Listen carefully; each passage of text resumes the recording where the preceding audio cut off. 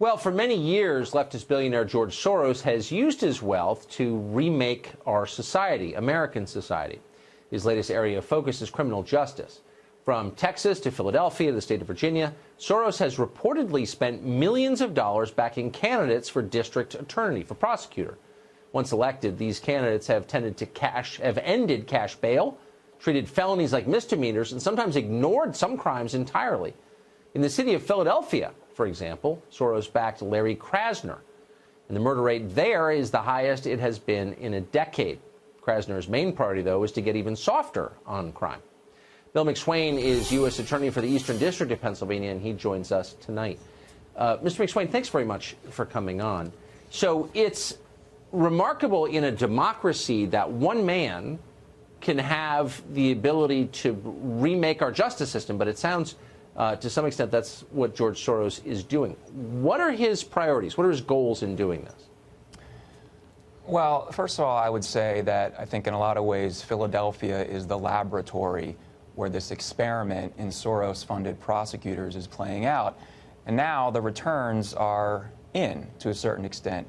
Larry Krasner has been in office for about a year and a half, funded by Mr. Soros. And we can look at the data and we can see what has happened to Philadelphia. And as you said, homicides have skyrocketed, shootings have skyrocketed, the worst kinds of violent crime have really gone up. And in addition to that, some of the low-level and the mid-level crimes have also gone up, but they aren't being reported. And the reason they're not being reported is because the DA has said he's not going to prosecute them. So you have statistically a bad situation that has developed in Philadelphia, but actually the reality on the ground is even worse than the statistics. And what Mr. Soros, I think, wants to do is that he wants to implement his radical agenda, and he realizes that he can't do that through the normal democratic process.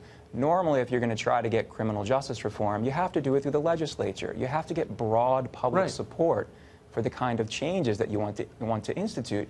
He's taking what I would describe as an illegitimate, anti-democratic shortcut by trying to purchase DA elections, and then once the DA is in place, he or she doesn't enforce the law. And presto, you've got criminal justice reform. I guess, everything you said is absolutely right. And for those worried about the hijacking of our democracy, here's a perfect example of it actually happening.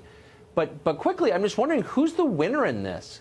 If violent crime goes up, if more people are murdered, why would you want so-called reform of this kind? I think the winners in this story are defendants. Unfortunately, criminals are the winners in this story. And Mr. Krasner makes no bones about this. He's not even pretending to be a prosecutor. He calls himself a public defender with power. So it's almost like letting the fox into the hen house. Once he's in, he's trying to cause as much havoc as possible. He has no background as a prosecutor. He has no interest in prosecution. He has an interest in sort of cramming down his radical pro-defendant ideology on everyone else.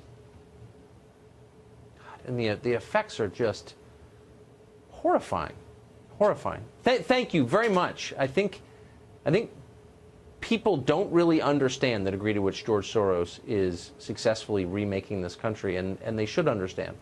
I'm glad that you're. Thanks very much. You're welcome. I'm glad that you're raising awareness about it. Yeah, we're trying, and Soros has effectively intimidated people into not criticizing him. It's some kind of moral crime to call this to public attention, but it is in the public's interest to know, and so we are. Anyway, thank you very much. Great to see you tonight. Thank you, Tucker.